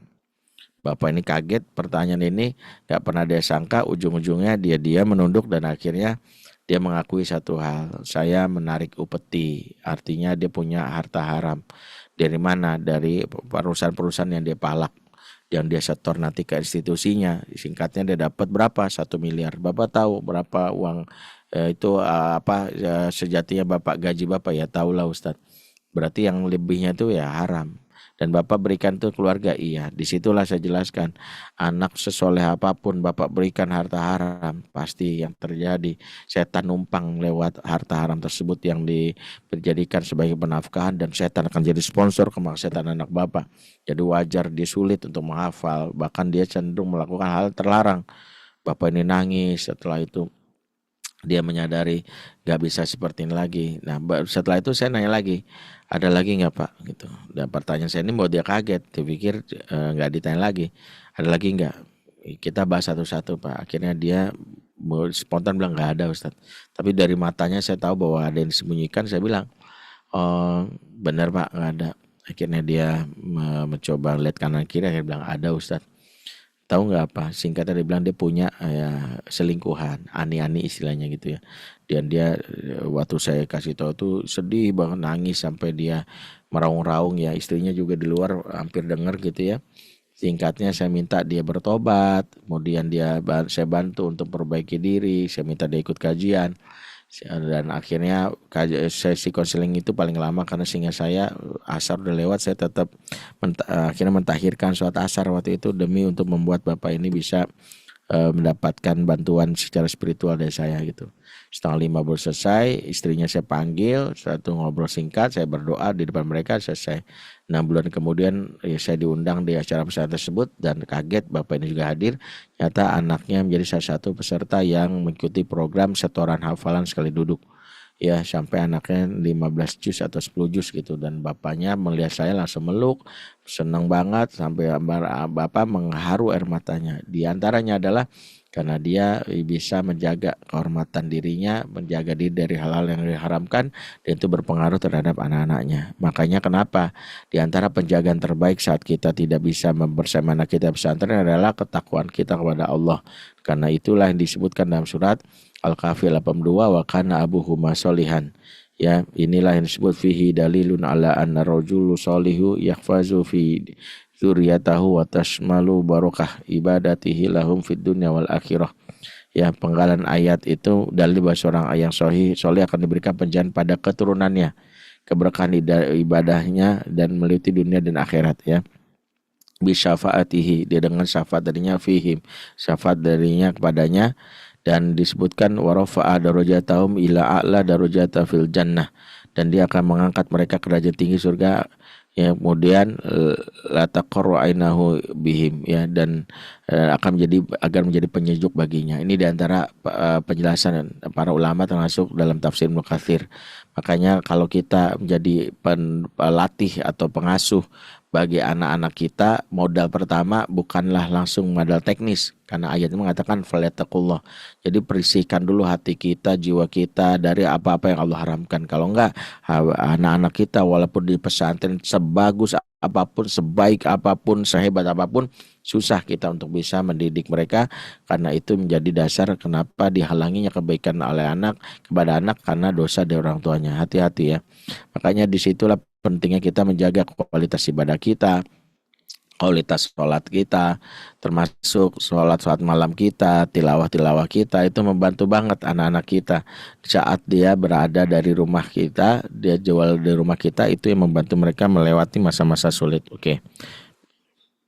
Berikutnya adalah yang kita sebut wal yaqulu qaulan sadida, ya, ucapkanlah komunikasi yang sadid. Ya, kalimat sadid ini memang memiliki banyak makna ya. Ini tentang hal teknis yang harus diperbaiki dari orang tua selaku pengasuh, selaku pendidik. Selain program yang tadi diajarkan, dia harus punya kualitas komunikasi agar programnya itu bisa masuk kepada anak. Yaitu adalah pendidik yang harus punya kualitas komunikasi yang sadid. Sadid maknanya banyak ya. Di antara maknanya adalah dalam surah ada tafsir Ibnu Katsir, mustaqiman la ibijaj wal inhiraf, perkataan yang jujur dan tidak berbelok. Artinya kalau komunikasi sama anak jangan sampai berdusta, karena berdusta itu akan merusak apa yang menjadi kebutuhan anak yang namanya trust. Kalau orang sering berdusta maka anak nggak lagi percaya, yang disebut distrust. Kalau anak sudah distrust, omongan kita nggak bakal didengerin. Walaupun kita menyampaikan dalil bohong ya, nggak pas gitu ya. Itulah sebut kejujuran itu menjadi hal yang penting agar jangan sampai anak dalam hal ini merasa ortunya itu nggak layak dipercaya. Ini yang menyakitkan kalau kita udah nggak lagi percaya. Makanya dalam Islam ya, komunikasi yang diajarkan ke anak itu bukan efektif, karena seringkali karena efektif banyak ortu yang melanggar prinsip kejujuran. Ya, contoh sederhana, saya pernah lihat tuh tren di TikTok, cara efektif membuat anak meninggalkan handphone ya. Pada saat tidur, gambarkan bagian hitam di bagian matanya, kemudian dengan spidol, kemudian setelah bangun kasih cermin, ntar dia kaget, mama kok mataku kayak gini mah. Itu mau buta kamu tuh, aku takut mah gara-gara main gadget. Nggak mau, mau main gadget lagi nggak mau, main gadget sih nggak mau. Akhirnya kan takut kan anaknya. Ujung-ujungnya mau main gadget lagi nggak mau. Nah, efektif nggak? Efektif. Tapi kalau kita lihat dari sisi prinsip komunikasi, bohong, nggak boleh. prinsip seperti ini. Apalagi orang tua jadul yang sering pakai prinsip gini, makan ya, kalau enggak nanti nasinya nangis loh. Emang nasi serapu itu kayak jomblo gitu sampai nangis kan nggak mungkin. Atau kau makan nggak, kalau enggak nanti ditangkap oleh polisi loh, Polda Metro nanti menangkap anak nggak mau makan. Ini juga diantara kebohongan-kebohongan yang nggak boleh. Komunikasi kalau dilakukan dengan cara begini, maka membuat hilangnya trust anak, membuat dia kalau ngomong masa sih itu juga hal yang harus dihindari. Termasuk kalau lagi bercanda. Nih saya lagi banyak istighfar nih, karena saya juga sering tanpa sadar kalau bercanda sering bohong sama anak tuh. Dan itu yang astagfirullahaladzim, habis itu saya bilang enggak, habis bercanda salah, habisnya harusnya nggak boleh bohong gitu. Jadi harus lakukan. Itu pertama disebut komunikasi yang jujur. Yang kedua adalah sawaban, makna dari yang kita sebut sebagai sadid mana tepat ya. Nabi ketika mendoakan seorang sahabat yang bernama Sa'ad bin Abi Waqqas, doanya Allahumma saddid rumaitahu wajib dawata, ya Allah tepatkan anak panahnya. Jadi sadid itu mana tepat. Nah dalam hal ini tepat untuk apa? Pendidik yang mampu melakukan komunikasi yang tepat maka menjalin ikatan hati dengan anak. Karena anak-anak itu mudah mendapatkan kekaguman dari komunikasi yang pas untuk dia. Di komunikasi yang tepat ini terpenuhi dari lewat 4 hal. Satu, tepat secara usia. Pelajari buku-buku, nanti ada buku-buku kami bisa dibaca secara e-book ya, bisa di website kami. Jadi nanti mungkin ada admin kami yang kirim linknya di mana di chat ya, itu e-book yang bisa diakses, buku-buku di antara buku anakologi tulisan Irwan mengajarkan kalau anak kecil begini, kalau anak remaja begini, apalagi kalau anak udah remaja jangan pendekatan ke anak kecil. Kalau anak kecil kan boleh tuh kita pakai pendekatan yang disebutkan oleh para ulama harus atraktif, para ahli bilang harus demonstratif. Makanya Nabi kalau dengan anak cucunya nggak sungkan menjuru lidah gitu, karena tahu anak kecil. Nabi nggak mungkin lakukan sama Umar, nggak cocok karena udah gede gitu. Makanya kenali secara usia. Makanya kalau Nabi di umurnya atraktif, makanya kalau guru-guru TK bisa atraktif kan, tangan ke atas, tangan ke samping, tangan ke depan, duduknya rapi, hore kan gitu ya. Tapi kalau sama anak remaja nggak boleh, anak SMA semuanya ya ikutin bapak, tangan ke atas, muntah-muntah mereka. Karena kita nggak tahu tuh. Karena itu kalau orang tua atau guru harus tahu tuh usia itu membuat mereka harus tepat dalam memberikan komunikasi. Misalnya kalau anak kecil itu wajar kita ngomong banyak karena dia butuh kosakata banyak dari kita. Tapi kalau anak udah dewasa, udah remaja, kita sedikit bicara banyak mendengar. Makanya porsinya kalau 70-30 itu waktu 70-30 itu waktu anak masih usia kecil. 70 kita ngomong, 30 anak dengerin. Tapi kalau anak udah remaja, kita 30, anak 70. Makanya di umur anak remaja jangan banyak ceramah, jangan banyak khotbah, tapi latih dari fikirnya. Sebut namanya coach, not a preacher tapi coach. Itu ada bahasan tersendiri tentang hal ini. Jadi kalau mau remaja itu jadi coach, melatih. Belum apa-apa jangan kasih ayat. Nabi pernah seorang anak remaja ngadu sama Nabi, Rasul boleh nggak saya berzina? Bayangin ada remaja ngomong berzina, Nabi nggak langsung keluar dalil kok. Kita kan langsung keluar dalil. Allah berfirman Al-Quran, A'udzubillahi minasyaitonirrajim. Itu kita. Nabi nggak gitu. Nabi nanya, kalau ibu kamu dizinai gimana? Bapak kamu, kalau adik perempuan kamu zinai gimana? Jadi Nabi itu tepat banget secara usia, nggak langsung keluar dalil. Kalau kita langsung keluar dalil. Makanya perhatikan, ada bukunya namanya Anakologi. Yang kedua, tepat secara jenis kelamin. Yang karena itu yang diingatkan dalam surat Al-Imran 36, mulai sadzakaru kaunsa, laki-laki nggak sama dengan perempuan. Makanya kalau nggak sama, perhatikan, jangan sampai disama-samain. Kalau anak perempuan beda dengan laki-laki. Perempuan disebut unsa itu perasaan yang dominan. Kalau laki-laki disebut zakar itu berpikir yang dominan. Makanya kalimatnya harus kita pilih. Anak laki-laki kita bisa pilih. Kalau papa rasa itu anak perempuan. Tapi kalau anak laki-laki, kalau papa pikir itu berbeda. Belum lagi perbedaan yang lain. Nanti ada e-course-nya, silakan kalau pengen dalamin. Nanti komite bisa kerjasama dengan kami untuk membuat pembelajaran komunikasi via pembelajaran e-course secara online. Nanti mungkin bisa menghubungi tim kami untuk belajar intens mengenai hal ini, karena pendidikan laki perempuan itu salah satu concern hari ini. Kalau anak-anak kita nggak dilasah ke jiwa ke laki-laki perempuanannya, maka berfitrahnya hilang. Yang berikutnya, tepat secara tabiat. Bisa cepat ya. Apa kata Allah dalam surat Al-Isra 84, Qul kullu ya'malu ala syakilati. Katakanlah masing-masing manusia bertindak berdasarkan syakilah. Apa disebut syakilah? Syakilah itu di antara maknanya adalah tabiah. Ya, jadi manusia itu bertindak berdasarkan tabiah. Makanya jangan menyamakan tabiat anak. Kamu dong kayak ini, kadang-kadang kita itu zolim, anak kita dipaksa kayak Umar semua. Laki-laki harus kayak Umar. Lah, kenapa harus kayak Umar? Kenapa nggak boleh kayak Abu Bakar? Abu Bakar melo dan boleh aja kan? Kenapa harus kayak Umar? Kenapa nggak boleh kayak Utsman? Utsman tuh pemalu, boleh aja kan? Jadi kita kadang zolim. Kita nggak tahu bahwa anak kita itu tabiatnya nggak kayak Umar semua. Ada juga yang model kayak Nuaiman suka bercanda juga ada gitu ya. Jadi harus kenali. Kemudian tepat secara situasi. Ya komunikasinya harus tepat situasi. Kenali kalau pagi hari gimana, siang gimana, kalau lagi sedih gimana, kalau lagi happy gimana. Yang kelima tepat secara bahasa cinta. Ya tahulah anak kita itu bahasa cintanya apa. Dia lebih senang dikasih hadiah kah, apa dikasih kata-kata motivasi kah, apa kata-kata pelayanan kah, atau dikasih waktu quality time kah. Itu membentukkan bagaimana anak-anak mendapatkan impact dari pola komunikasi kita. Kesimpulannya, karena waktu yang membatasi, ini pembahasannya memang panjang sekali karena modul kami ribuan halaman yang harus dituntaskan ya. Tapi insya Allah kalau kita pelajari dan kita rutin, insya Allah kita tahu apa yang harus kita lakukan. Insya Allah kita bisa menjadi orang tua yang bisa menjadikan anak-anak kita tumbuh menjadi anak-anak yang tangguh dengan pola seperti ini yang diajarkan dalam surat An-Nisa 9.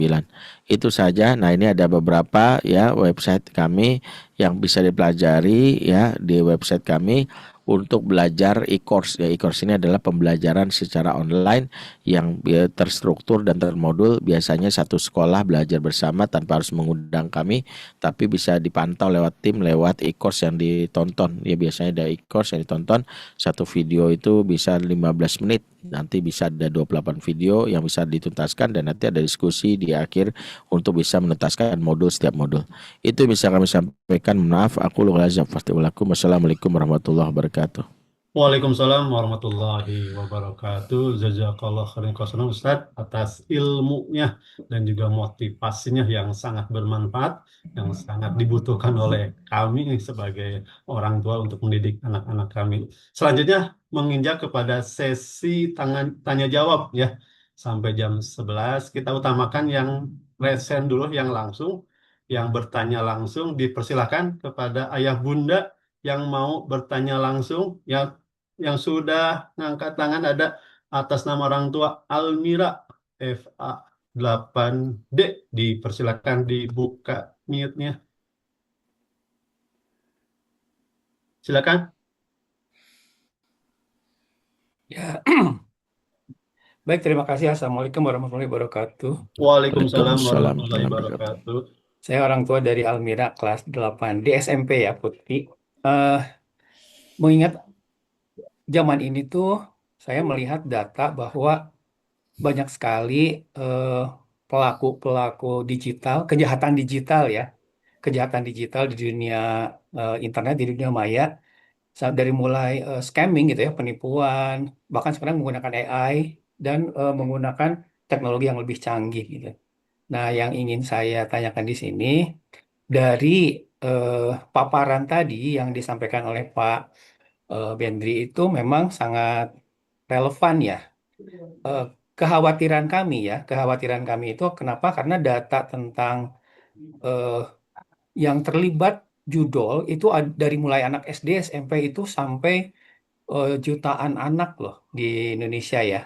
Kalau nggak salah sampai 5 juta anak itu. Kemudian yang terpapar pornografi juga sama.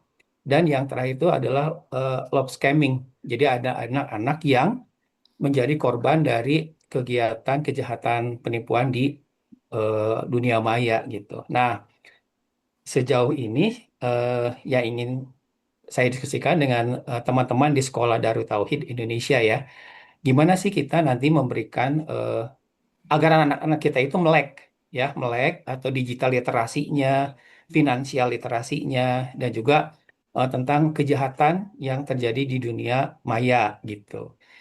Mengingatkan tadi harus ada pelatihan, harus ada sebagainya. Jadi kenapa harus ada finansial literasi buat anak-anak? Itu karena nanti kita akan menyasar itu gitu, menyasar bahwa ada bahaya judi online, ada bahaya hal-hal lain-lain, dan juga bahaya-bahaya kejahatan yang dilakukan oleh sindikat gitu. Ya nggak pernah sendiri itu kejahatan-kejahatan seperti itu. Jadi mohon ini ya, dijembatani gitu kami ini, kekhawatiran kami itu dijawab dengan nanti program dari Sekolah Darut Tauhid Indonesia. Itu aja dari saya. Terima kasih. Assalamualaikum warahmatullahi wabarakatuh. Waalaikumsalam warahmatullahi wabarakatuh. Izin Ustadz mau langsung dijawab atau Oh, kita tampung itu dulu? pertanyaan ya. Saya pikir itu Ya, bukan pertanyaan tadi, kayaknya imbauan ya. Kalau saya gini ya, memang kekhawatiran-kekhawatiran terhadap dunia digital itu dalam banyak aspek kan tadi saya sampaikan oleh orang tua tadi ya. Saya nggak ngelihat wajahnya tadi, makanya nggak tahu tadi. Eh, apakah dia dalam wujud yang kita khawatirkan judol atau kita wujud dalam konteks yang seperti tadi. Tapi akarnya harus kita pahami dulu. The main problem of parenting today bukan tentang digitalnya. The main problem of parenting today is disconnection. Jadi masalah utama itu bukan tentang hadirnya digital atau adanya, bukan. Masalah utamanya disconnect. Disconnect dengan apa? Dengan orang tua. Hari ini kita membangun rumah itu serumah tapi tak sejiwa. Bersama tapi tak terkoneksi. Berkumpul tapi tak terhubung. Jadi walaupun anak dikasih edukasi, tapi dia nggak punya yang namanya disconnect. Karena gini, urusan hati itu akan menaklukkan. Walaupun dia udah tahu gini ya, anak tahu nggak sih tentang zina, tahu, tapi hatinya udah tertambat kok sama pacarnya, zina aja. Jadi kalau ada bapak bilang tadi maaf gitu ya, bilang walaupun dikasih edukasi, namanya udah jatuh cinta, lupa pak semua pelajaran di kelas. Haram zina itu sebagainya. Kalau kali zina hamil, tetap aja gue naksir. Cowok gue ganteng, dia minta gue telanjang, lakukan. Jadi isunya jangan isu ke edukasi, isunya tentang koneksi. Jadi isunya itu bukan edukasi dulu, isunya koneksi. Rumah yang tidak mengkoneksikan jiwa antara anak menciptakan dua peluang. Satu, lost connection. Disconnection menciptakan lost connection. Maka muncullah anak-anak yang depresi, stres. Makanya kalau para ahli psikiater ketika menamainya isu depresi namanya lost connection. Bukunya kan namanya Johanneri itu yang nulis lost connection. Jadi ketika rumah nggak memberikan lost connection, muncullah anak-anak yang menganggap nggak asik bapak, nggak merasa penting bapak. Yang kedua ini yang kita khawatirkan, ingin punya new connection. Love scammer itu hadir ketika disconnection. Ketika dia tahu bapaknya nggak deket sama anaknya, tiba-tiba dia tahu mengisi ruang hatinya. Kamu udah makan belum? Kamu kok cantik sekali dandan kamu ya. Terus dipuji, wajahmu mengalihkan duniaku. Kamu tahu nggak bedanya PKI sama kamu? Kalau PKI komunis, kalau kamu kok manis gitu. Kelepek-kelepek tuh. Bapaknya nggak pernah ngomong gitu. Walaupun dia tahu nih live scamming, kata papa, bodoh amat bagi dia. Dia mau bilang live scamming, bodoh amat, gue suka. Jadi kalau saya esensinya dulu beresin. Edukasi apapun bapak lakukan, mau di drilling bodoh amat, gue kalau naksir mah nggak peduli gitu. Makanya main problemnya beresin. Main problemnya itu koneksi. Sehingga anak yang terkoneksi, dampak pertama satu, kalau ada penjahat yang masuk, dia akan bercerita dengan orang tua. Kenapa? Karena di antara accident of parenting hari ini adalah ketika anak punya satu kalimat, that's my privacy. Karena dia nggak punya koneksi, nggak akan cerita. Karena setiap kasus pelecehan hari ini selalu berlindung di balik privasi. Penjahat akan bilang gini, jangan bilang-bilang ya. Atau enggak kamu nanti percuma juga bilang bapak kamu peduli.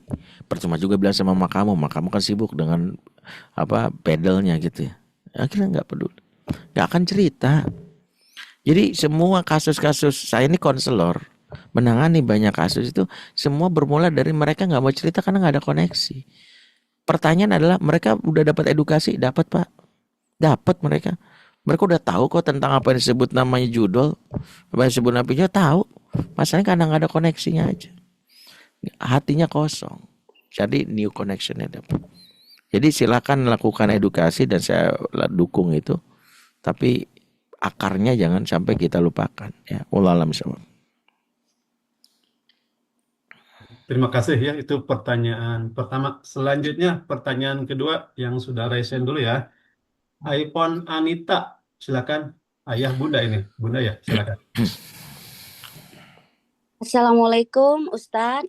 Waalaikumsalam warahmatullahi wabarakatuh. Mohon izin Ustadz, saya bundanya Muhammad Zaki Yuliansah, kelas 9 dari SMP Darut Tauhid Boarding School Batam ya Ustadz. Iya.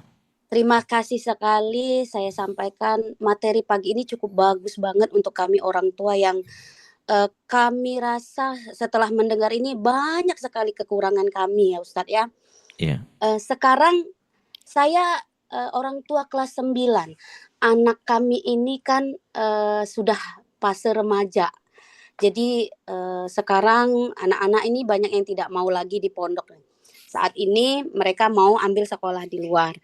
Nah, sebenarnya kekhawatiran yang kami sangat besar ini Ustadz tadi lah ya yang Ustadz sampaikan strawberry sandwich dan juga masalah spiritual anak-anak yang kalau hanya kita kasih materi saja, maksud saya materi ini begini Ustadz, anak sholat dong, jangan nggak sholat, tapi mereka tidak tahu tauhidnya, percuma, karena tetap walaupun nanti ada apa-apa, mereka akan lupa masalah tauhidnya, seperti itu Ustadz. Jadi ini kan sudah terlanjur, anak kami sudah remaja Ustadz. Apa sih yang harus kami lakukan kiat-kiatnya supaya anak ini bisa membentengi dirinya sendiri tanpa perlu ada kami atau tanpa perlu kami lihat dia sudah punya mindset dia sendiri. Apa yang salah dan apa yang benar itu Ustaz. Baik. Saja Ustadz yang saya sampaikan. Mohon maaf bila dalam penyampaian ada yang salah dan besar harapan kami supaya jawaban Ustadz ini dapat memberikan setidaknya masukan untuk kami sebagai orang tua ya untuk saat ini Ustadz. Demikian Ustadz, terima kasih.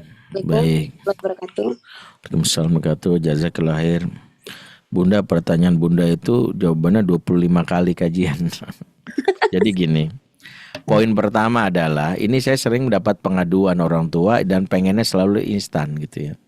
Poin penting adalah pahami remaja adalah usia di mana kita disodorkan hasil pengasuhan kita. Di situ kita mendapatkan apa yang kita kenal utang dan luka pengasuhan. Tidak terberi namanya utang. Dan ada bagian penting dari kebutuhan anak kalau tidak terberi jadi luka namanya kebutuhan emosi. Sehingga utang dan luka ini itu menjadi penghalang anak untuk mendapatkan asupan terutama luka. Saya pengen ngasih pelajaran ke anak saya biar mengenal Allah, tapi dia punya luka terhadap orang tua yang membuat Allah itu dipandang sebagai sosok yang jahat. Karena ortu yang tanpa sadar melakukan itu. Kalau ditanya step-stepnya, sederhananya adalah kenali dulu apa utangnya, kenali dulu apa lukanya. Karena kalau udah kita kenali, maka kita bisa berikan. Basuh dulu lukanya baru bayar utangnya, karena kalau langsung bayar utangnya sulit karena anak merijek. Setiap anak yang punya luka kepada orang tuanya dia akan menolak, seperti kita yang punya sakit hati dan orang apapun omongan orang gak kita dengerin walaupun benar. Maaf ya, kita aja kalau sentimen dengan satu ustadz yang kemarin beda pilihan politik sama kita waktu pilpres ya, apalagi waktu cebong dan kampret, walaupun dia ngomong kalau Allah bohong, nggak percaya, gue nggak percaya. Walaupun kalau Allah, kenapa? Ini bukan tentang isi, tentang luka batin kita. Dia nyebelin banget, Ustadz apa nih kayak gini gitu. Makanya jangan fokus kepada bayar utang, nggak fokus kepada lukanya. Nah, satu, anak mau nggak naik kendaraan berdua sama kita? Mama mau ke Bandung, ke Jakarta, mau nggak? Berdua yuk. Nggak, mau, males. Lah kan kamu lagi libur. Nggak, aku lagi pengen di rumah aja. Nanti di Bandung habis dari Darut Tauhid mau beliin cilok deh 2 biji, nggak doyan. Nanti beliin seblak level 5, nggak mau. Nanti pulangnya mau beliin jersey Persib, aku kan Persija, ribut. Jadi anak tuh udah dari awal. Jadi kalau udah nolak naik kendaraan aja, nggak usah ceramah dulu dah. PR-nya adalah nih anak mau nggak naik berdua sama saya. Karena orang kalau udah nggak nyaman, berduaan aja nggak nyaman bu. Ibu punya tetangga rese tuh di grup WhatsApp. Tiba-tiba ibu suatu hari keluar dari komplek karena mobil lagi masuk bengkel, ibu naik angkot. Kok dulu ada tetangga yang nyebelin itu di dalam kendaraan itu. Akhirnya ibu milih, oh udahlah. Milih di pojokan pura-pura iya gitu. Ibu ke mall terdekat misalnya. Alhamdulillah ada penumpang lain. Begitu 100 meter sebelum mall, tiba-tiba 1 meter sebelum mall, tiba-tiba penumpang lain turun. Ya, sekarang saya tanya, ibu bakal turun apa terusin berjalan berduaan dengan tetangga nyebelin tersebut? Pasti bukan bilang, turun. Loh, Bu, bukannya itu mama tanggung, saya ada keperluan dikit. Orang begitu. Maka yang pertama itu. Yang kedua, spontanitas. Anak bisa spontan nggak sama ibu? Di balik anak yang maaf ngupil sembarangan atau kadang kentut kelepasan, tandanya nyaman. Tapi anak yang nggak nyaman tuh kaku banget sama orang tuanya, kelihatan soleh, tapi dia nggak bisa bereaksi seperti yang buat dia nyaman. Yang ketiga, telapak tangannya nyaman gak disentuh. Di balik tangan anak yang kalau salaman buru-buru, tandanya dia nggak nyaman. Tambah telapak tangan sensor jiwa. Yang keempat, ini kalau saya urai 20 bisa sampai zuhur nih, nggak usah ya. Ya udah. Yang keempat, ya saya cepet-cepet aja. Matanya nggak berani menatap lawan bicara. Jadi mata itu kalau ngomong iya nanti keberesin, tapi sambil memandang gitu. Iya mah, iya gitu. Udah berapa tuh? 5. Yang kelima, punggung nggak nyaman diusap. Apaan sih? Maka dirangkul dan nolak. Apalagi itu yang keenam, irit bicara. Kalau ngomong iya, oke. Iya nanti, oke. Maka di balik anak yang too much talking, tanda ini nyaman tuh. Mama, tadi kan waktu aku tadi di sekolah tuh aku dapat maksud. Jadi gini mah, nah, itu tanda nyaman. Ibu-ibu aja kalau nggak nyaman sama suami pasti ngomongnya, iya, baik, oke, nanti, gitu. Tapi ibu yang banyak ngomong sama suami tanda nyaman. Pak tadi banget Pak, aku tadi di sekolah tuh udah gini Pak, itu nyaman. Yang ketujuh, udah berapa bodoh lah, harusnya lupa tuh. Berikutnya adalah tidak punya inisiatif bicara. Bahkan kalau bicaranya nunggu ditanya dulu. Dia lapar tapi nggak pernah bilang, "Mah, ada nasi nggak?" Sampai mama bilang, "Kamu kenapa?" Lapar gitu. Itu tandanya. Yang 8 udah berapa? Saya lupa. Banyak rahasia. Itu yang tadi saya bilang. Kalau harus bilang that's my privacy. Aduh. Kesimpulannya ini kalau diurai itu kita akan tahu seberapa luka anak itu. Dari situlah yang beresinnya adalah lukanya dulu. Karena kalau anak kalau dia terluka, nggak bakal mau dia. Karena rumusnya sederhana. Kalau kata para ulama, connection before correction, at-ta'lif qabla ta'rif, ikat hati sebelum nasihati. Makanya anak itu kalau udah terikat hatinya pasti niru, gampang diarahin. Gak usah jauh-jauh deh. Saya punya kawan almarhum Kaiman Almadani, dia ngefans sama Cristiano Ronaldo. Bukan dia, tapi muridnya. Muridnya tuh ngefans sama Cristiano Ronaldo. Sampai dia cerita muridnya itu harus selalu setiap hari ngumpulin posternya, ngumpulin video potongan videonya. Keren banget dah. Suatu hari Ronaldo mengiklankan produk shampoo di akun Instagramnya. Kawan saya cerita almarhum ini, muridnya yang ngefans itu langsung beli sampo itu, padahal kepalanya botak. Maaf nih yang kepala botak, maaf. Kok kepala botak beli sampo? Jawabannya Ronaldo aja beli. Jadi kalau kita itu dicintai, diikutin. Kegagalan ortu adalah gagal dicintai. Saya udah jadi teladan Ustadz. No, teladan aja gak cukup. Teladan itu harus dicintai. Saya udah rajin sholat Ustaz, saya baca Quran, saya sering ke masjid. Tapi kenapa anak saya gak ada yang mau jadi ahli masjid? Karena gak dicintai, karena nyebelin. Bapaknya rajin sholat, sering tilawah Quran, sering zikir, tapi cuek. Bapaknya sering sholat, sering baca Quran, sering banget asik ngajian, tapi kasar, gak dicintain. Makanya teladannya itu harus dicintai. Nabi itu teladan yang dicintai. Jadi PR-nya adalah nanti kalau udah remaja, apa PR connection dulu. Makasih ya mah. Bersyukur banget punya ibu kayak mama. Kalau udah kayak gitu dia bilang sholat. Iya siap. Dia bilang sholat. Aku bersyukur punya ibu kayak mama, sholat. Itu dulu. Nanti nasihat mama tuh jadi kalimat yang sakti gitu. Nah, nanti baru bab luka pengasuhan kenali. Lukanya dari mana? Nah, luka pengasuhan ada 8. 1, kekerasan verbal. 2, kekerasan fisik. 3, merasa dibandingkan. 4, pengabaian. 5, tuntutan berlebihan atau paksaan. Terutama anak pertama. Jangan bikin malu papa. Papa ini ketua DKM masjid yang sampai diturunin warga gara kamu tuh tuntutan itu luka pengasuhan tuh. Apalagi anak ustadz, jangan bikin malu. Abi ini ustadz, follower udah 274.000 dengan centang biru, jangan sampai kelihatan. Nah kayak gitu tuh, yang kayak gitu bikin anak, makanya anak-anak ustadz bermasalahnya di situ. Saya ini kan nanganin banyak kasus anak ustadz juga. Bapaknya pendiri pesantren kok anaknya bermasalah, itu karena anaknya punya luka. Nggak mau gue kayak bapak gue. Namanya reaktansi. Jadi ini para ustadz-ustadz di sini dengerin kajian saya, hati-hati nih. Saya aja lagi nasihatin diri saya, jangan sampai anak kita tuh punya luka gara-gara egoisnya kita. Kan banyak ustadz yang akhirnya cerita sama saya udah gimana ustadz ya, berapa cara. Karena yang kita pikirkan harga diri kita, ego kita. Jangan bikin malu. Akhirnya anak bilang, lu kan pengen gua soleh karena. Jadi yang dirasakan anak itu bukan cinta yang tulus. Karena bikin menjaga nama baik bapaknya. Jadi bapaknya itu menjaga nama baiknya dengan menyuruh anak. Apa kata orang? Kok anak seorang Ustadz Benri nggak bisa hafal Quran? Karena anak saya jadi dapat beban tuh. Coba lurusin lagi niatnya. Karena sebagian orang tua ngasuhnya dengan narcissistic parent. Ngasuh biar kebanggaan. Siapa dulu? Bapaknya. Narcissistic parent itu kayak gitu. Orang tua narsis. Ngasuh anak. Makanya kalau kita ngambil teladan Nabi Nuh itu nggak ngasuh anak itu nggak pikirin hasil, udah prosesnya aja lah. Anaknya bandel tetap dia bilang ya bunaya irkaman, wahai anakku sayang, ayo naik perahu bersamanya. Dia tetap manggil anaknya sayang pada anaknya bandel. Kalau kita kan beda, anak lagi baik kita manggil sayang ya Allah, lagi hafal Quran sayang sini. Gila anak mabok zina, saya Tony Rojim kamu tuh, saya Tony Rojim. Maka kita belajar di sini. Terus ada lagi luka integritas orang tua, belum lagi luka ekspresi wajah kita yang terekam, banyak luka-luka yang harus dicek. Jadi ibu nanya, itu pertanyaan yang saya jawab itu bingung berapa durasi yang harus saya siapkan. Kesimpulannya berbenah yuk.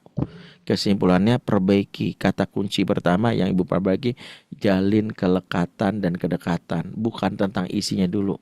Ini tentang trust dan cinta yang terkoneksi. Kalau terkoneksi gampang diarahin. Ya Allah alam sabab. Baik, terima kasih untuk penanya selanjutnya. Karena yang chat banyak sekali Ustadz ya, kita bacakan dulu yang chat terlebih dahulu dan mohon maaf kalau tidak bisa semua dibacakan, ini random ya. Ini saya bacakan yang dari orang tua Davin Rizky. Assalamualaikum Ustadz, izin bertanya, jika sudah masuk generasi strawberry, bagaimana penanganan yang dilakukan kepada anak-anak di dalam kegiatan sehari-harinya? Terima kasih Ustadz, seperti itu Ustadz pertanyaannya. Iya, tadi intinya bayar utangnya. Dan salah satu treatment paling baik adalah utang pengasuhan itu nggak dengan ceramah, dia di show up, ditunjukkan. Contoh, anak-anak itu dia misalnya kenapa strawberry karena nggak punya asupan maskulinitas dari bapaknya. Jadi di antara fungsi bapak itu adalah membuat anak mendownload kelaki-lakian. Nabi umur 8 tahun itu diminta oleh Abu Thalib ikut paman bersafar. Safar kemana? Ke negeri Syam. Bawa apa? Barang dagangan. Persiapkan bersenjatamu, persiapkan bekalmu. Sepanjang jalan itulah Nabi dilatih, bukan diceramahin. Dia ngelihat, oh begini kalau laki-laki ya. Oh begini ya kalau lagi dalam padang pasir. Begini ya kalau dalam keadaan lagi berada tengah hutan. Begini ya kalau lagi dagang. Dia lihat.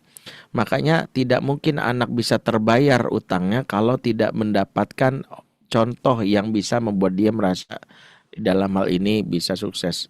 Salah satunya adalah program pertama Safar. Jadi kalau ada cara mendownload ke laki-lakian itu adalah ya sebagai nilai maskulinitas, jalan berdua dengan bapaknya. Di situ jangan usah ceramah. Di situ anak lihat. Traveling, backpacker kalau perlu. Ya, di situ paling penting. Jadi kalau ditanya udah terlalu lembek itu ya karena tadi program-program, karena sejatinya fitrah kelaki-lakian itu fitrah yang kuat. Karena laki-laki disebut dalam bahasa Arab rojulun. Rojulun itu kata rijlun, artinya kaki. Kaki itu punya dua fungsi. Satu menahan beban berarti kuat. Yang kedua bergerak. Maka laki-laki itu nggak boleh mager. Karena fitrah laki-laki itu bergerak. Perintah Quran terhadap laki perempuan yang berbeda. Kalau laki-laki itu famshu fil ardi, berjalanlah kamu muka bumi, berarti sudah bergerak. Kalau perempuan waqorna fi buyutikunna, staylah kamu di rumahmu. Maka laki-laki itu dibekali namanya kecerdasan spasial untuk dia bisa memantau peta dunia gitu ya.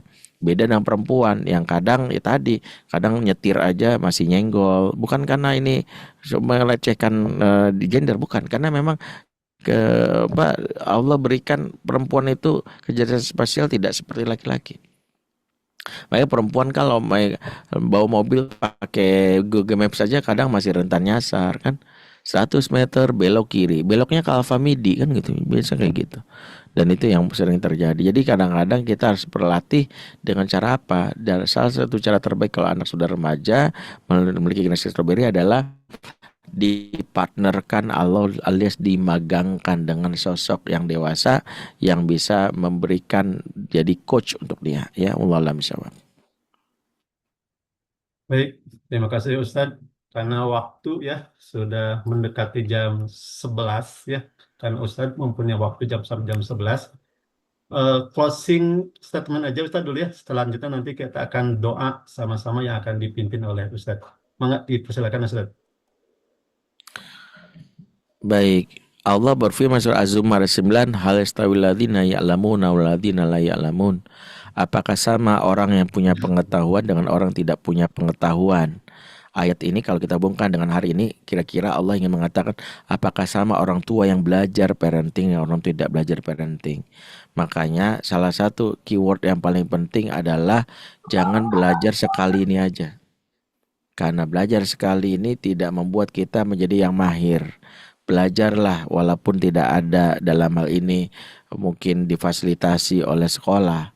Bisa dengan inisiatif cari YouTube, datang kajian, supaya apa? Kita menjadi orang tua yang berilmu, bukan orang tua yang malpraktek. Malpraktek sering terjadi karena ketiadaan ilmu. Orang yang ngaku dokter karena nggak pernah sekolah kedokteran pasti malpraktek. Orang yang menjadi pilot tapi nggak pernah ikut sekolah pilot pasti malpraktek. Ortu yang nggak pernah belajar parenting, saya jamin pasti malpraktek. Dan malpraktek paling bahaya di negeri ini adalah malpraktek menjadi orang tua. Karena generasi masa depan lahir dari ortu yang malpraktek. Dan itulah yang disumbangkan ke negeri kita. Negeri disumbangkan dari rumah-rumah yang ortunya malpraktek, maka negeri yang akan menuju ke ambang kehancuran dan kebangkrutan. Maka jadilah ortu yang amanah dengan teruslah belajar. Karena ingat, anak tidak butuh ortu yang sempurna, anak butuh ortu yang terus meningkatkan kualitas dirinya. Aku lu lakum, mari kita tutup dengan doa. Auzubillahi minasyaitonirrajim. Bismillahirrahmanirrahim. Alhamdulillahirabbil alamin, hamdan syakirin, hamdan naimin, hamdan yafina ma huwa ikafi mazidah. Ya Rabbana lakal hamdu kaman bagi jalali wajhikal karim wa azim sultanik. Allahumma shalli ala sayyidina Muhammad wa ala sayyidina Muhammad. Allahumma anta rabbuna la ilaha illa anta khalaqtana wa nahnu ibaduka nahnu ala ahdik wa wadika mastata'na na'udzubika min syarri ma sana'na nabulaka bi ni'matika alaina wa nabu'u bi dzunubina faghfir lana fa innahu la yaghfiru dzunuba illa ant. Allahumma inna ala dzikrik wa syukrik wa husni ibadatik. Allahumma ya muqallibal qulub tsabbit qulubana ala dinik. Allahumma ya musrifal qulub sarrif qulubana ala taatik. Rabbana atina min ladunka rahmah wa hayyi lana min amrina rasyada. Rabbana hab lana min azwajina wa dzurriyyatina qurrata a'yun waj'alna lil muttaqina imama. Allahumma inna na'udzubika minal munqaratil akhlaq wal amal wal ahwa. Allahumma inna na'udzubika min zawali ni'matik wa tahawuli afiyatik wa fujaati niqmatik wa jami'i sakhatik. Rabbana atina min ladunka rahmah wa hayyi lana min amrina rasyada. Rabbana hab lana min azwajina wa dzurriyyatina qurrata a'yun waj'alna lil muttaqina imama. Rabbana fil lana wali walidina warhamhum kama rabbana shighara. Rabbana atina fid dunya hasanah wa fil akhirati hasanah wa qina azabannar. Subhana rabbika rabbil izzati amma yasifun, salamun alal mursalin, walhamdulillahirabbil alamin. Afa minkum subhanakallahumma bihamdik asyhadu an la ilaha illa anta astaghfiruka wa atubu ilaik. Wa taufiq wal hidayah. Wassalamualaikum warahmatullahi wabarakatuh. Waalaikumsalam warahmatullahi wabarakatuh. Jazakallahu khairan katsiran Ustadz atas ilmunya yang telah disampaikan kepada kami. Semoga berkah melimpah dan kita doakan Ustadz supaya Ustadz senantiasa dalam lindungan Allah Subhanahu wa taala. Amin amin ya Allah ya rabbal alamin. Dan mohon maaf kepada ayah bunda yang sudah tadi banyak bertanya ya, yang raisen juga tadi banyak, yang lagi yang chat yang belum bisa sampaikan ya satu persatu, tapi mudah-mudahan ini menjadikan pertemuan awal untuk ke depan kita lebih baik lagi, yang mana intinya adalah kesimpulannya kembali kepada kita sebagai orang tua supaya diberikan keimanan dan ketakwaan sehingga ketika kita bisa ada keimanan, ketakwaan dalam diri kita, mendidik anak-anak kita, anak-anak yang soleh solehah tentunya. Ya, karena waktu yang sangat membatasi kita, terima kasih atas segala perhatiannya. Kita tutup sama-sama dengan baca hamdalah. Alhamdulillahirabbil alamin. Sekali lagi mohon maaf dan terima kasih sebesar-besarnya kepada Ustadz yang telah menyampaikan materinya. Billahi taufik wal hidayah wa ridho wal inayah. Wassalamualaikum warahmatullahi wabarakatuh.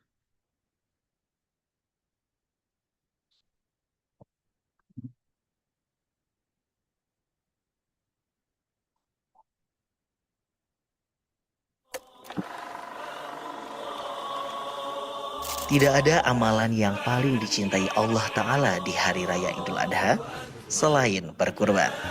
Pada setiap helai bulu hewan kurban adalah kebaikan, dan setiap tetes darahnya adalah bukti ketakwaan kita kepada Sang Maha Kuasa. Dengan berkurban, kita membersihkan harta, mensyukuri nikmat, dan menghadirkan senyum kepada saudara kita yang membutuhkan. Di Sekolah Darut Tauhid Indonesia, kurban menjadi sarana pendidikan karakter bagi santri. Kami belajar arti pengorbanan, kemandirian, dan kasih sayang terhadap sesama, menghadirkan generasi yang tangguh dan berakhlakul karimah. Mari ambil bagian dalam kebaikan program Kurban Berkah. Salurkan kurban terbaik Anda, jadikan kurban tahun ini lebih bermakna dan penuh keberkahan.